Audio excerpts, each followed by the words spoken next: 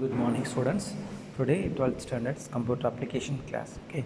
Yeah, last day we learned about how to create a page maker, new document in a page maker window. Okay. Now we can see that toolbox, about toolbox. So toolbox, how to click on toolbox. So already you saw that picture toolbox. Okay, this is called toolbox.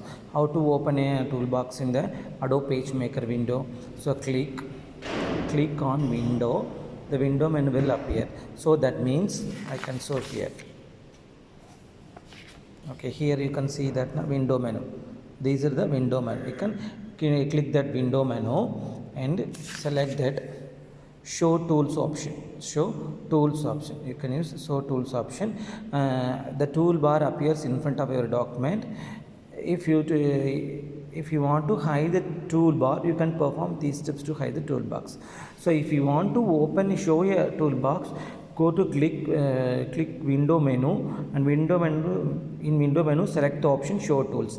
If you want to hide the toolbox, go to click window menu and select the option click on hide tools in the toolbox. Okay, you can the toolbox will be hide. Okay, so this is the way to open a toolbox, show or hide. Okay, so now what is the toolbox? What is the need of toolbox? So need toolbox for the to draw a pictures for in PageMaker window. Okay, so what are the options is here? So pointer tool, text tools, rotating tools, scrapping tools, line tools, and constraint line tool, rectangle frame tool, ellipse frame tool, polygon tool, and polygon frame tool, hand tool, zoom tool. These are the tools is there. Okay, so what are the keyboards to open a toolbox option?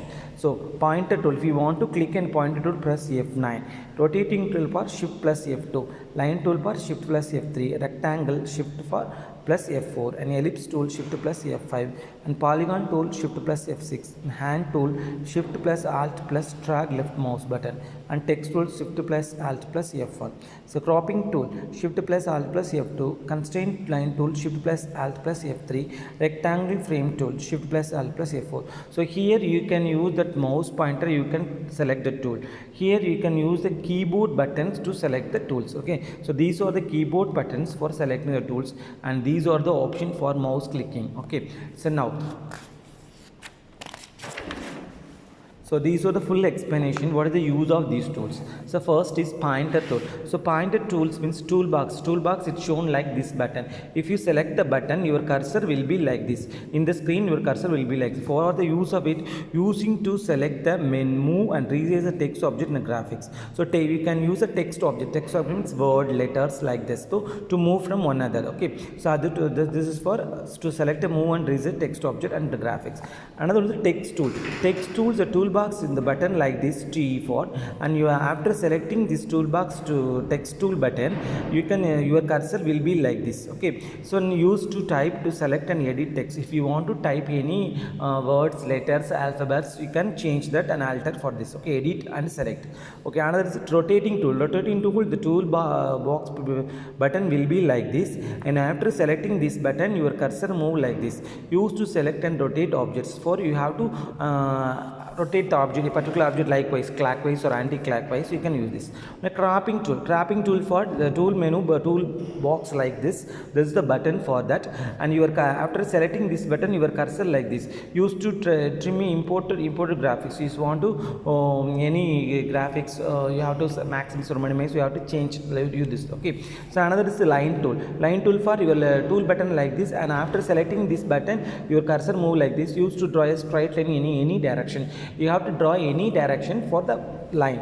So and constraint line tool, this tool button like this. Okay, that means T like this, and your cursor like this. Okay, after selecting this button, you use to draw a vertical and horizontal line. You can lines vertical or horizontal lines. These are, that's why this is horizontal and this is for verticals. Okay, and rectangle tool, for to draw a rectangles. So this is the rectangle button. After selecting this button, your cursor move like this. You draw a squares and rectangles. So whatever it is, you can draw a square squares and triangles.